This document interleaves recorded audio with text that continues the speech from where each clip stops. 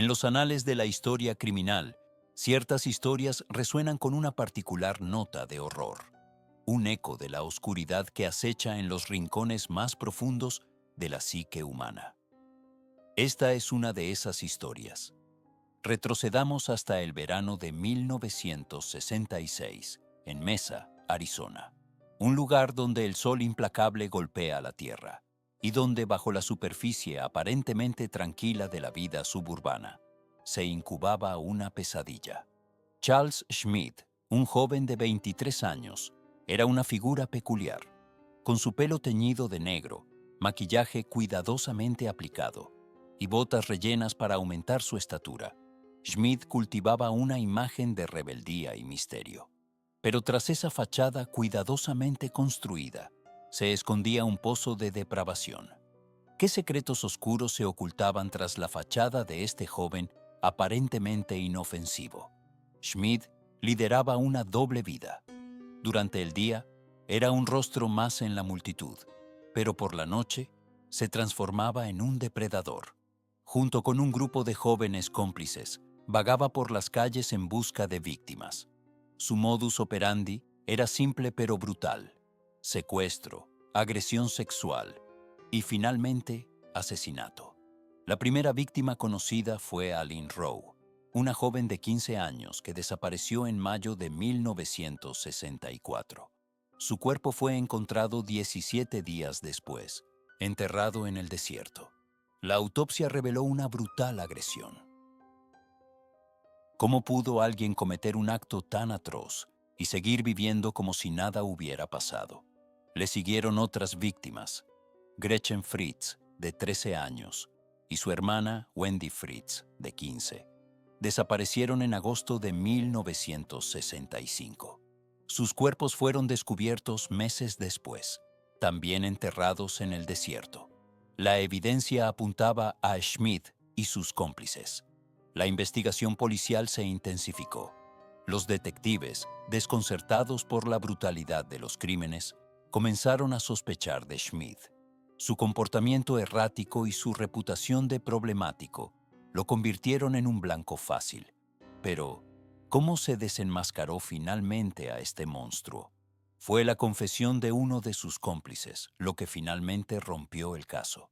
John Saunders, un joven atormentado por la culpa, reveló los detalles escalofriantes de los asesinatos. Schmidt fue arrestado y juzgado. El juicio fue un circo mediático. La gente acudía en masa para ver al monstruo de la calle Séptima, como se le conoció. Schmidt fue declarado culpable de asesinato en primer grado y sentenciado a muerte. Más tarde, su sentencia fue conmutada por cadena perpetua.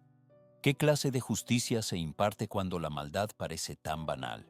Charles Schmidt murió en prisión en 1975, apuñalado por otro recluso. Su historia sigue siendo un recordatorio sombrío de la capacidad humana para la crueldad y de los horrores que pueden acechar en los lugares más inesperados.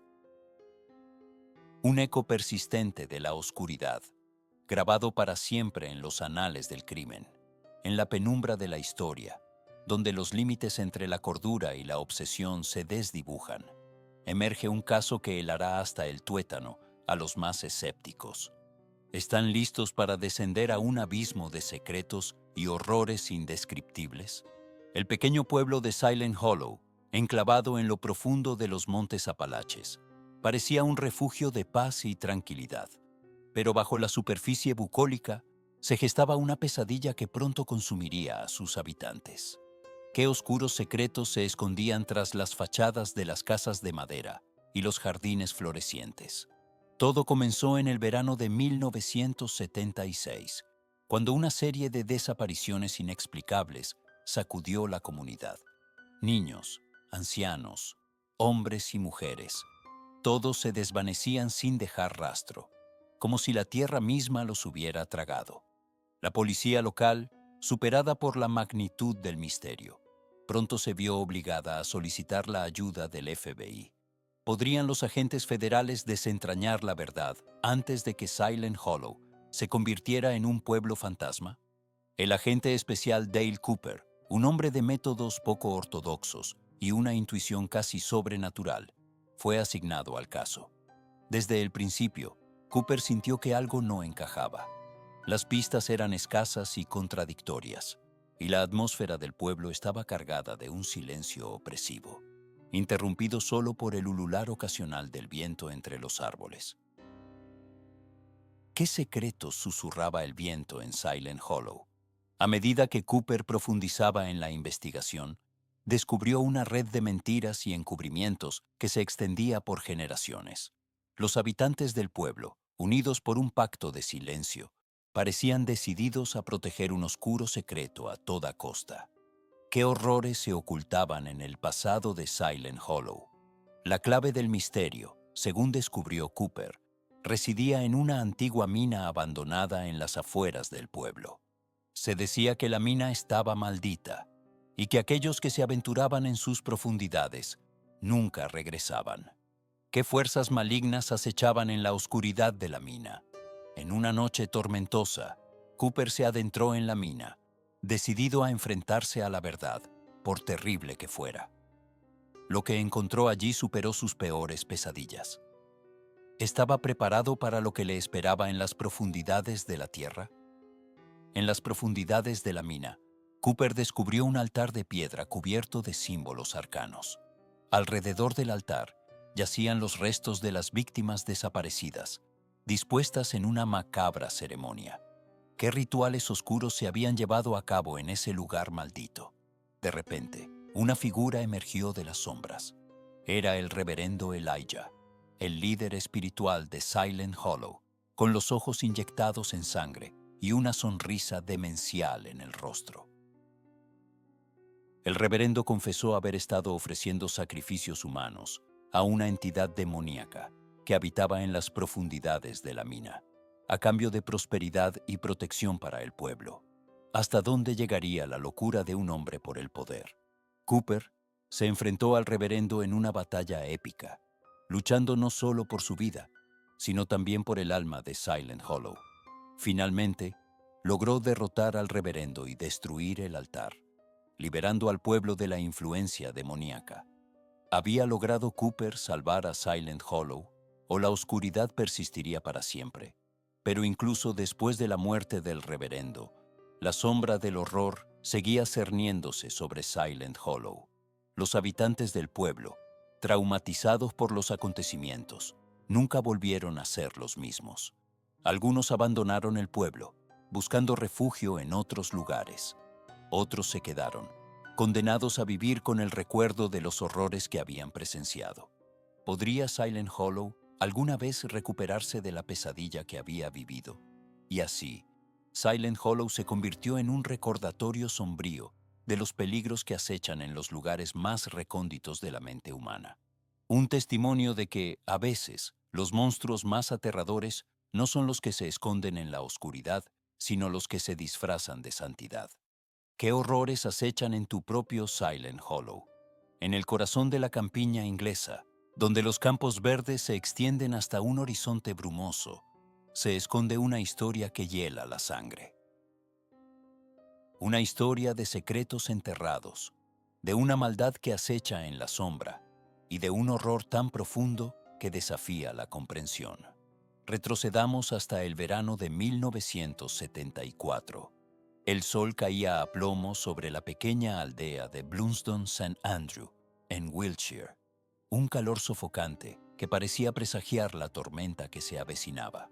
Fue entonces cuando la familia Rimmer desapareció sin dejar rastro. Arthur, la cabeza de familia, un hombre de 41 años, trabajador y reservado. Doris, su esposa de 39, una mujer amable y dedicada a su hogar. Y sus dos hijos, David, de 12 años, y Linda, de 7, llenos de vida y alegría. Una familia aparentemente normal, como tantas otras. ¿O no? La mañana del 29 de agosto, los vecinos notaron algo extraño. La casa de los Rimmer permanecía cerrada, las cortinas echadas, un silencio inquietante que contrastaba con el bullicio habitual de la familia. Al principio, pensaron que quizás habían salido de vacaciones, pero a medida que pasaban los días, la preocupación se transformó en pánico. La policía local, alertada por los vecinos, forzó la entrada a la vivienda. Lo que encontraron allí helaría la sangre del más valiente. La casa estaba intacta, pero vacía. No había señales de lucha ni de robo. Simplemente, la familia se había esfumado. La investigación se centró inicialmente en la posibilidad de una fuga voluntaria. Arthur Rimmer, un hombre de pocas palabras, ocultaba algún secreto. ¿Acaso la familia huía de algo o de alguien? Pero a medida que avanzaban las pesquisas, esta teoría se fue desvaneciendo. Se rastrearon sus cuentas bancarias, sus movimientos, sus contactos. Nada. Era como si la tierra se los hubiera tragado. La policía interrogó a vecinos, amigos y compañeros de trabajo, pero nadie parecía saber nada. El misterio se espesaba, envolviendo a la aldea en una atmósfera de miedo y sospecha. Pasaron los meses y luego los años. La desaparición de la familia Rimmer se convirtió en un caso frío, un expediente archivado en un rincón oscuro de la comisaría. Pero la memoria de Arthur, Doris, David y Linda seguía viva en la mente de los habitantes de Blunsdon St. Andrew, hasta que, en 1987, 13 años después de la desaparición, un macabro hallazgo sacudió de nuevo a la comunidad. Durante la excavación para la construcción de una nueva carretera, los trabajadores encontraron restos humanos enterrados en un campo cercano a la casa de los Rimmer. Los análisis forenses confirmaron lo peor. Los restos pertenecían a Arthur, Doris, David y Linda Rimmer. Habían sido asesinados y enterrados en secreto, a pocos metros de su hogar. La pesadilla había terminado, pero el horror apenas comenzaba. ¿Quién había sido capaz de cometer un crimen tan atroz? ¿Qué motivos tenía para acabar con la vida de una familia entera? La policía reabrió el caso, pero las pistas eran escasas. El tiempo había borrado muchas pruebas. A pesar de los esfuerzos, el caso de la familia Rimmer nunca se resolvió. El asesino o los asesinos nunca fueron identificados, dejando tras de sí un reguero de dolor y un misterio que perdura hasta nuestros días. La casa de los Rimmer fue demolida hace años y en su lugar se construyó un parque infantil. Pero algunos dicen que, en las noches de luna llena, se pueden escuchar los susurros de los niños jugando y el eco de una madre llamándolos a casa. Un recordatorio constante de que, en Blunsdon St. Andrew, el horror nunca desaparece por completo. ¿Qué secretos permanecen aún enterrados bajo la superficie de la aparente normalidad? En el corazón de la campiña inglesa, donde los campos verdes se extienden hasta donde alcanza la vista y la niebla se aferra a la tierra como un sudario fantasmal, se esconde una historia que hiela la sangre. Una historia de secretos enterrados, de inocencia perdida y de una maldad tan profunda que desafía toda comprensión. ¿Estás preparado para adentrarte en la oscuridad? 1974. Un año que comenzó como cualquier otro en el tranquilo pueblo de Cannock Chase, Staffordshire. Pero pronto, la aparente normalidad se hizo añicos, revelando una pesadilla que perseguiría a la comunidad durante décadas. Todo comenzó con la desaparición de niños, pequeños, vulnerables, arrebatados de sus vidas sin dejar rastro. Sus nombres, grabados para siempre en la memoria colectiva. Marian Lowe, Christine Darby y Jane Taylor. 3 niñas, 3 familias destrozadas, 3 misterios sin resolver. La policía, desconcertada, se enfrentaba a un muro de silencio. Los lugareños, atenazados por el miedo, susurraban historias de un monstruo que acechaba en los bosques. Pero ¿quién era este depredador? ¿Y qué le impulsaba a cometer actos tan atroces? A medida que pasaban los meses, la desesperación se apoderaba de Cannock Chase. Los padres mantenían a sus hijos encerrados en casa, temerosos de dejarlos salir a la calle. La atmósfera se volvía cada vez más densa, cargada de sospecha y paranoia. ¿Podría el asesino estar entre ellos? Un vecino, un amigo, un miembro de la familia. Entonces, en 1977, un rayo de esperanza. Raymond Leslie Morris, un hombre aparentemente normal, fue arrestado y acusado del secuestro y asesinato de Christine Darby. Las pruebas eran circunstanciales, pero suficientes para condenarlo. Morris fue declarado culpable y sentenciado a cadena perpetua. La comunidad respiró aliviada, creyendo que la pesadilla había terminado. Pero, ¿realmente lo había hecho? ¿O la oscuridad simplemente se había ocultado, esperando el momento oportuno para resurgir? Años más tarde, nuevas evidencias y testimonios salieron a la luz, sembrando dudas sobre la culpabilidad de Morris en los otros casos. ¿Era posible que un inocente hubiera sido encarcelado? ¿O que el verdadero monstruo aún estuviera suelto, acechando en las sombras? La historia de los asesinatos de Cannock Chase sigue siendo un enigma sin resolver. Un recordatorio sombrío de que el mal puede acechar en los lugares más inesperados y que la verdad, a veces, permanece oculta para siempre. ¿Te atreves a seguir indagando en este laberinto de horrores? Porque la verdad, como la niebla en Cannock Chase, puede ser engañosa y mortal. En el corazón de la campiña inglesa, donde los campos verdes se extienden hasta un horizonte brumoso, se esconde una historia que hiela la sangre. Una historia de secretos enterrados, de una oscuridad que acecha bajo la superficie de la normalidad. ¿Estás listo para escucharla? 1974. Un año que comenzó como cualquier otro, pero que pronto se teñiría de un horror indescriptible. En la tranquila aldea de Blunsdon St. Andrew, en Wiltshire, la familia Kisco vivía una existencia aparentemente idílica. Peter, el padre, era un hombre reservado, un trabajador incansable.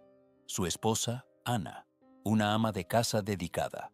Y su hijo, Marius, un niño de 9 años con una imaginación desbordante. ¿Qué podría perturbar la paz de este cuadro familiar? El 22 de enero, Marius desapareció. Se esfumó sin dejar rastro, como si la tierra se lo hubiera tragado. La búsqueda fue frenética. La policía local, voluntarios, vecinos, todos rastrillaron los campos, los bosques, cada rincón de la aldea, pero Marius no aparecía. Los días se convirtieron en semanas y la esperanza comenzó a desvanecerse. ¿Qué horrores se escondían en la oscuridad, llevándose consigo a un niño inocente? Casi un año después, el 13 de diciembre de 1975, un macabro descubrimiento sacudió a la comunidad hasta la médula. El cuerpo de Marius fue encontrado en un bosque cercano, enterrado bajo una fina capa de tierra. La autopsia reveló que había sido estrangulado. La pesadilla había terminado, pero el horror apenas comenzaba. ¿Quién era capaz de semejante atrocidad? La investigación policial se centró en Peter Kisco, el padre de Marius. Su comportamiento era extraño, distante. No mostraba la angustia que se esperaría de un padre que ha perdido a su hijo. Además, había inconsistencias en su coartada, pero no había pruebas sólidas, nada que lo vinculara directamente con el crimen. ¿Era posible que un padre fuera capaz de asesinar a su propio hijo? Durante años, el caso permaneció sin resolver, un fantasma que rondaba la aldea, un recordatorio constante de la maldad que acechaba en las sombras. Hasta que, en 1992, casi 18 años después del asesinato, un avance tecnológico revolucionó la investigación: el análisis de ADN. ¿Podría la ciencia desenterrar la verdad que permanecía oculta durante tanto tiempo? Las pruebas de ADN revelaron que Peter Kisco era, sin lugar a dudas, el asesino de su hijo Marius. La evidencia era irrefutable. El hombre que había llorado la pérdida de su hijo era el mismo que le había arrebatado la vida. ¿Qué motivos oscuros lo habían impulsado a cometer semejante acto? Peter Kisco fue arrestado y juzgado. La defensa intentó argumentar que sufría de problemas mentales, pero el jurado no se dejó convencer. Fue declarado culpable de asesinato y sentenciado a cadena perpetua. La justicia, por fin, había llegado para Marius. Pero la pregunta persistía. ¿Por qué? ¿Qué secreto oscuro se llevó Peter Kisko a la tumba, dejando tras de sí un legado de horror y desolación? A veces, la verdad es más aterradora que la ficción. Y esta, sin duda, es una de esas veces. En los anales de la historia criminal, ciertas historias resuenan con una particular nota de horror, casos que se incrustan en la memoria colectiva como astillas bajo la piel. Hoy, nos adentraremos en uno de esos relatos, una historia de obsesión, engaño y un acto final de violencia que dejó una cicatriz imborrable en una comunidad. ¿Qué oscuros secretos yacen enterrados bajo la fachada de la normalidad?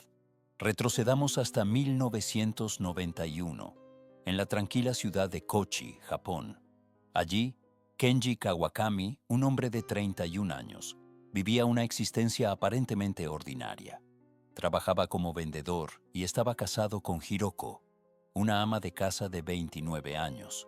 Desde fuera, parecían una pareja feliz, pero bajo la superficie se gestaba una tormenta. ¿Cómo una vida aparentemente perfecta puede desmoronarse tan estrepitosamente?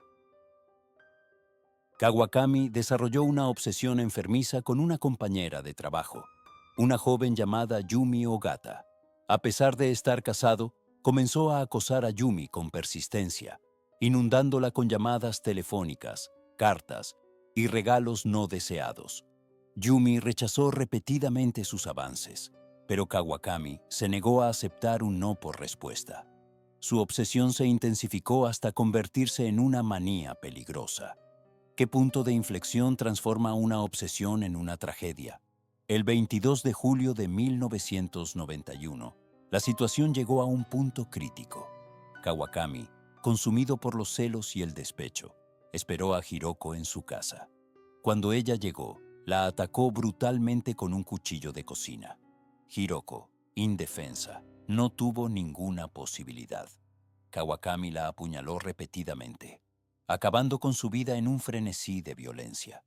¿Puede la mente humana realmente comprender la profundidad de tal acto? Después del asesinato, Kawakami intentó encubrir sus huellas.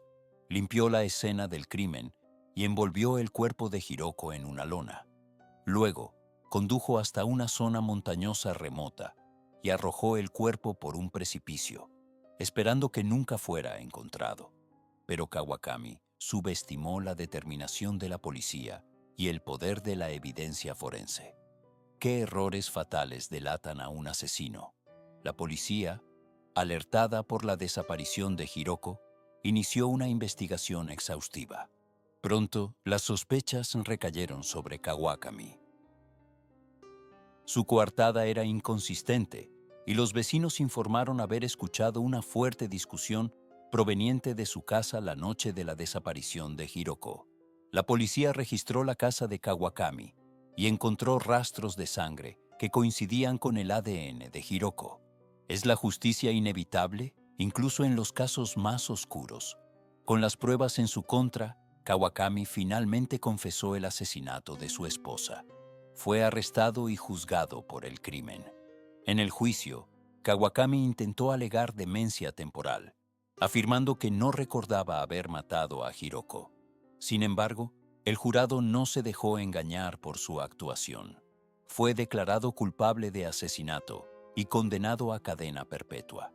¿Qué precio final se paga por una vida cegada por la obsesión? El caso de Kenji Kawakami sirve como un sombrío recordatorio de los peligros de la obsesión y las devastadoras consecuencias que puede acarrear. Una vida truncada, otra destruida por la codicia y la locura. Un eco de horror que aún resuena en la quietud de Kochi y nos deja preguntándonos cuántas tragedias similares acechan en las sombras, esperando el momento de estallar.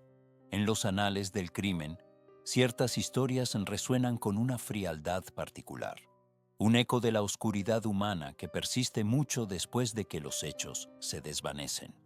Hoy nos adentraremos en una de esas historias. El 19 de febrero de 1974, En la tranquila localidad de Delano, California, algo siniestro comenzó a gestarse. Un autobús escolar, repleto de niños inocentes, se convirtió en el escenario de una pesadilla inimaginable. ¿Qué clase de mente podría concebir tal acto? Frank Edward Ray, el conductor de 24 años, secuestró el autobús con 27 niños en su interior. Los condujo a una cantera de grava remota, a varios kilómetros de distancia, donde la tierra árida y el silencio sepulcral se convirtieron en testigos mudos de lo que estaba por venir. Allí, en medio de la nada, Ray obligó a los niños a bajar del autobús. Los encerró en un remolque subterráneo, diseñado para el almacenamiento de equipos. Un espacio claustrofóbico, sofocante, donde el miedo se convirtió en un ente palpable. Imaginen el terror, la confusión en esos pequeños rostros. Durante más de 27 horas, los niños permanecieron cautivos. 27 horas de oscuridad, de incertidumbre, de un miedo que calaría hondo en sus almas. ¿Qué horrores presenciaron en ese tiempo? ¿Qué promesas rotas? ¿Qué infancias robadas? Finalmente, en la tarde del 20 de febrero, Frank Edward Ray liberó a sus víctimas. Regresaron a sus familias, marcados para siempre por la experiencia. Pero la historia no terminó ahí, sino que se convirtió en el preludio de una controversia que sacudiría los cimientos de la justicia.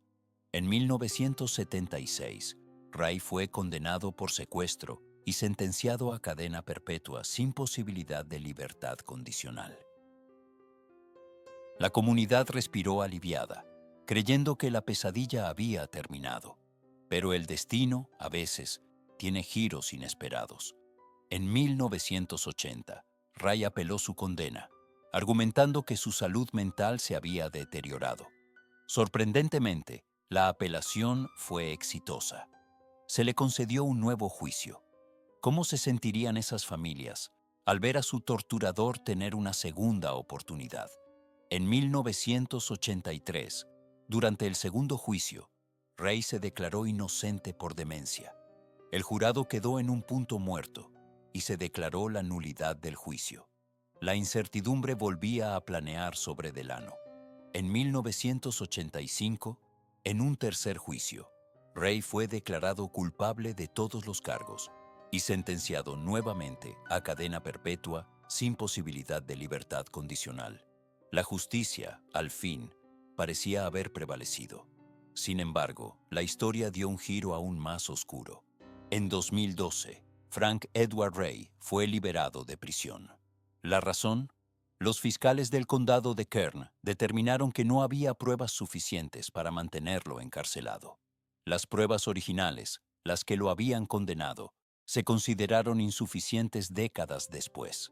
Frank Edward Ray murió en 2015, en libertad, llevándose consigo los secretos de lo que realmente sucedió en ese remolque subterráneo, dejando tras de sí una estela de preguntas sin respuesta y un escalofriante recordatorio de que a veces la justicia puede ser tan esquiva como la verdad misma. Y uno se pregunta, ¿qué precio tiene la tranquilidad de una comunidad cuando la memoria se desvanece y los monstruos quedan libres? En el corazón de la campiña inglesa, donde los campos verdes se extienden hasta donde alcanza la vista y la niebla matutina se aferra a la tierra como un sudario, se esconde una historia que hiela la sangre, una historia de secretos enterrados, de una maldad silenciosa que acecha en las sombras y de una familia consumida por la oscuridad.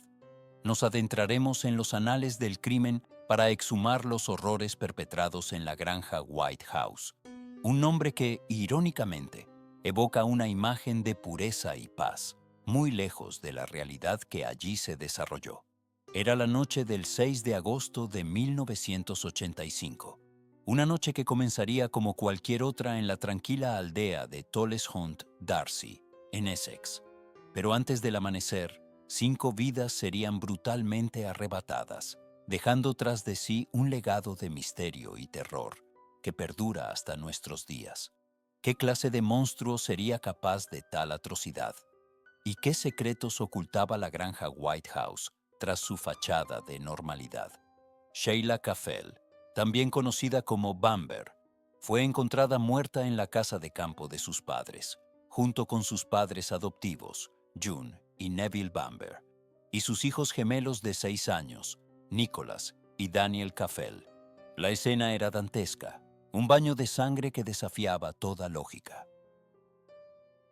La policía inicialmente creyó que Sheila, quien tenía un historial de problemas de salud mental, había sido la autora de la masacre antes de suicidarse. Una conclusión rápida, quizás demasiado conveniente. Pero, ¿era realmente tan sencillo? ¿O había algo más siniestro en juego? Jeremy Bamber, el hijo adoptivo de Neville y June, y hermano de Sheila, fue quien alertó a la policía sobre la tragedia. Afirmó haber recibido una llamada telefónica de su padre, Neville, quien le decía que Sheila se había vuelto loca con un rifle. Esta llamada se convertiría en la piedra angular de la investigación y en la soga que finalmente apretaría el cuello de Jeremy Bamber. Las investigaciones forenses revelaron inconsistencias en la escena del crimen. El rifle, un Anschutz calibre 22, fue encontrado junto al cuerpo de Sheila. Pero había un problema. Estaba equipado con un silenciador, y era prácticamente imposible que Sheila se hubiera suicidado con el arma en esa configuración, dado el alcance de sus brazos y la posición del cuerpo. Además, el silenciador presentaba rastros de sangre de Sheila, lo que sugería que había sido colocado allí después de su muerte. ¿Un montaje? La idea comenzaba a tomar forma en la mente de los investigadores. La coartada de Jeremy Bamber comenzó a desmoronarse bajo el escrutinio policial. Su comportamiento, distante y calculador, no encajaba con el de un hijo afligido. Y las pruebas, aunque circunstanciales, comenzaban a apuntar en una dirección ineludible. 3 semanas después de los asesinatos, Jeremy Bamber fue arrestado y acusado de los 5 asesinatos. El juicio, que capturó la atención de toda Gran Bretaña, fue un circo mediático. La fiscalía presentó un caso sólido, basado en pruebas forenses, testimonios de testigos y el propio comportamiento sospechoso de Bamber. La defensa, por su parte, intentó pintar a Sheila como la verdadera asesina, argumentando que su inestabilidad mental la había llevado a cometer el horrendo crimen. Pero el jurado no se dejó engañar. Tras deliberar durante horas, declararon a Jeremy Bamber culpable de los 5 asesinatos. Fue condenado a cadena perpetua, sin posibilidad de libertad condicional. Bamber ha mantenido su inocencia desde entonces, alegando que fue víctima de un error judicial. Ha presentado numerosas apelaciones, todas ellas rechazadas, pero la sombra de la duda persiste. ¿Fue Jeremy Bamber realmente el monstruo que la justicia pintó? ¿O fue un chivo expiatorio, víctima de una serie de circunstancias desafortunadas? La granja White House sigue en pie, un recordatorio silencioso de la tragedia que allí se desarrolló. Un lugar donde la inocencia fue brutalmente arrebatada y donde los secretos, tal vez, nunca sean completamente revelados. Un lugar donde el eco de los gritos silenciosos aún resuena en la noche.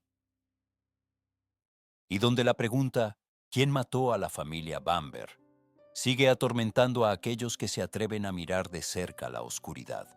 En los anales de la historia criminal, ciertas historias resuenan con una frialdad particular. Relatos donde la depravación humana alcanza cotas inimaginables. Hoy nos adentraremos en uno de esos abismos. En la apacible ciudad de Wichita, Kansas, durante la década de los 70, una sombra se cernía sobre sus habitantes. Una sombra que tomaría forma humana y se convertiría en sinónimo de terror, que acechaba en la aparentemente tranquila comunidad. Dennis Rader, un hombre de apariencia ordinaria, empleado municipal y padre de familia, ocultaba una doble vida, una existencia paralela alimentada por fantasías oscuras y una necesidad imperiosa de control. Nadie sospechaba que tras esa fachada de normalidad se escondía un depredador metódico y despiadado. ¿Cómo un hombre así pudo mantener su secreto durante tanto tiempo? Entre 1974 y 1991, Raider aterrorizó a Wichita con una serie de asesinatos que desafiaron la comprensión. 10 víctimas, cada una seleccionada al azar, cada una sometida a un ritual macabro de tortura, estrangulamiento y humillación. Él mismo se autodenominó BTK, siglas que representaban su modus operandi: atar, torturar y matar. ¿Qué clase de mente concibe semejante horror? Durante años, BTK jugó al gato y al ratón con la policía, enviando cartas y paquetes a los medios de comunicación, jactándose de sus crímenes y desafiando a las autoridades a atraparlo. Sus mensajes eran fríos, calculadores y revelaban una mente perturbada que disfrutaba con el terror que infligía. ¿Era un simple juego para él? La investigación se estancó. Los años pasaron y el caso de BTK se convirtió en una herida abierta en la conciencia de Wichita. Muchos creyeron que el asesino había muerto o se había mudado, pero el mal, a menudo, solo está latente. ¿Podría resurgir la pesadilla? En el 2004, para sorpresa de todos, BTK resurgió. Envió una carta al periódico Wichita Eagle, reavivando el miedo y la fascinación por su caso. Este resurgimiento, paradójicamente, sería su perdición. ¿Por qué volver después de tanto tiempo? Un disquete enviado a la policía contenía metadatos que lo vinculaban directamente a una computadora perteneciente a la Iglesia Luterana Cristo I, donde Raider era presidente del consejo. La evidencia era irrefutable. Después de décadas de impunidad, Dennis Rader fue arrestado en el 2005. ¿La tecnología, su talón de Aquiles? En el 2005, Dennis Rader fue condenado a 10 cadenas perpetuas consecutivas. Durante el juicio, los detalles de sus crímenes salieron a la luz, revelando la magnitud de su depravación. El hombre detrás de la máscara de normalidad era un monstruo. ¿Podemos realmente conocer a las personas que nos rodean? La historia de Dennis Rader, el asesino BTK, es un recordatorio sombrío de la capacidad del mal para esconderse a plena vista. Un recordatorio de que, a veces, los monstruos no están debajo de la cama, sino sentados a la mesa. Y quizás, lo más inquietante de todo, es la facilidad con la que un hombre puede llevar una doble vida, engañando a todos los que le rodean, incluso a aquellos que más le aman. ¿Cuántos BTK acechan en la oscuridad, esperando el momento oportuno para revelarse? En el corazón de la campiña inglesa, donde la niebla se aferra a los campos como un sudario fantasmal, se esconde una historia que desafía la razón. Una historia tejida con los hilos del misterio, la locura y quizás algo aún más oscuro. Nos adentraremos en los anales de un crimen que heló la sangre de una nación y que aún hoy resuena con ecos de horror. Prepárense, porque lo que están a punto de escuchar no es un cuento para dormir. En el tranquilo pueblo de Epping, Essex, en el año de 1966, la vida transcurría a un ritmo pausado.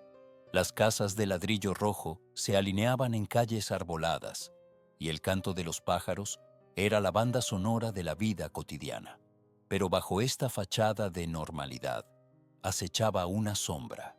Sheila Bowell, una mujer de 34 años, vivía con su esposo, Colin, y su hija, Christine, de 4 años, en una modesta casa adosada. Era una familia como cualquier otra, con sus alegrías y sus pequeñas preocupaciones. ¿O no? El 7 de mayo de 1966, Colin Bowell regresó a casa del trabajo para encontrar la puerta principal entreabierta. Un escalofrío recorrió su espina dorsal. Al entrar, descubrió una escena que lo perseguiría hasta el fin de sus días. Sheila y Christine yacían sin vida en sus camas, brutalmente asesinadas. La sangre empapaba las sábanas y el aire estaba cargado con el hedor metálico de la muerte. La policía fue alertada de inmediato y una investigación exhaustiva comenzó. Pero, ¿quién podría haber cometido un acto tan atroz? ¿Qué clase de monstruo sería capaz de arrebatar la vida a una madre y a su hija? Las primeras pistas apuntaban a un robo que salió mal. Sin embargo, pronto se hizo evidente que nada había sido robado. La casa estaba intacta y no había señales de allanamiento forzado. La policía se enfrentaba a un enigma desconcertante. A medida que avanzaba la investigación, la atención se centró en el propio Colin Bowell. Era el sospechoso obvio, el marido afligido que, según algunos, podría haber tenido motivos ocultos. Pero, ¿era realmente capaz de un acto tan despiadado? Colin fue interrogado exhaustivamente, pero mantuvo su inocencia con firmeza. No había pruebas sólidas que lo vincularan directamente con los asesinatos, y finalmente fue puesto en libertad. La investigación se estancó y el caso se enfrió. Durante décadas, el asesinato de Sheila y Christine Bowell permaneció sin resolver, un recordatorio sombrío de la fragilidad de la vida y la persistencia del mal. El pueblo de Epping nunca olvidó la tragedia, y el fantasma de las dos víctimas continuó rondando sus calles. Pero la historia no termina aquí. Años más tarde, una nueva pista surgió de las sombras, una revelación que cambiaría para siempre la percepción del caso Bowell. Una pista que apuntaba a un culpable inesperado, alguien que había estado oculto a plena vista todo el tiempo. ¿Están preparados para descubrir la verdad detrás de este crimen horrendo? La respuesta, como suele ocurrir, es más perturbadora de lo que jamás podrían imaginar, porque a veces los monstruos no se esconden en la oscuridad, sino que acechan entre nosotros, disfrazados de normalidad. Y este caso es una prueba escalofriante de ello. En los anales de la historia criminal, ciertas historias resuenan con una frialdad particular. Relatos donde la depravación humana se manifiesta en su forma más pura. Hoy nos adentraremos en uno de esos abismos. El 19 de abril de 1995, Oklahoma City se despertó con un estruendo que sacudió los cimientos de la nación. ¿Qué clase de monstruo podría concebir tal acto?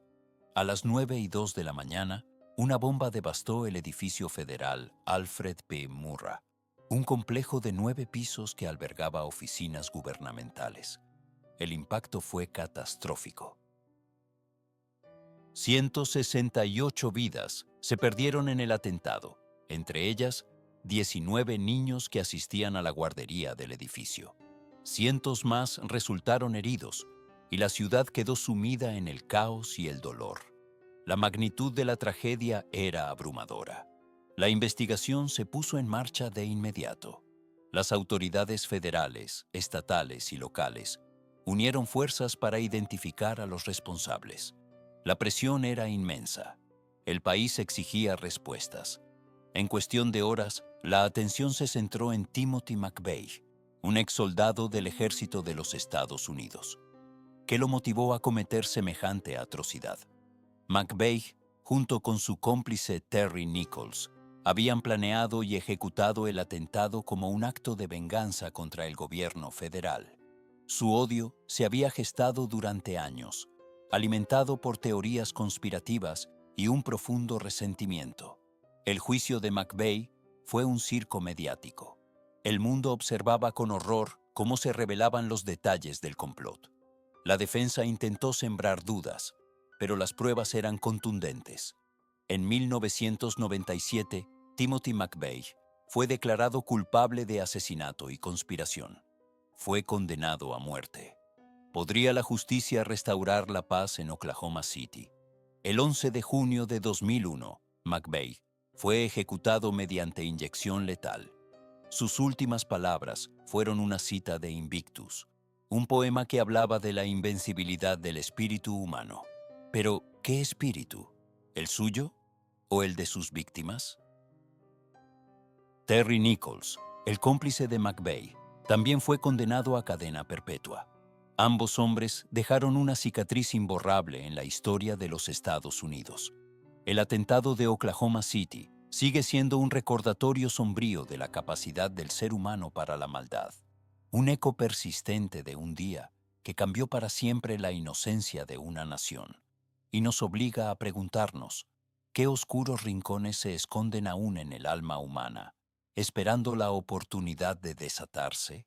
La niebla se arrastra, densa y fría, sobre los campos de Indiana. Un silencio antinatural se cierne sobre la pequeña ciudad de Delphi, un silencio que presagia la oscuridad que está por llegar. Febrero de 2017. Libby German, de 14 años, y Abby Williams, de 13, se disponen a disfrutar de una tarde aparentemente inocente.